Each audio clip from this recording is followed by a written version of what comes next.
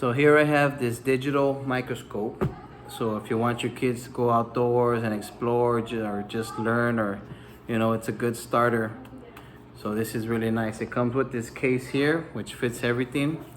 This is the screen. It comes with a SD card, and this is where you see everything. So that's the lens. You adjust it, the power, and you could record. This is the base. So the slides slide into here, which are right here. It comes with 5 different slides.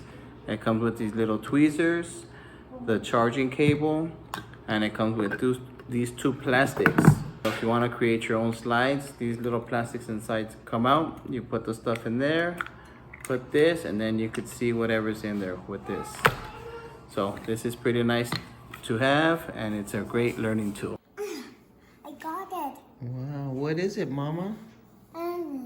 Is it a little bee leg?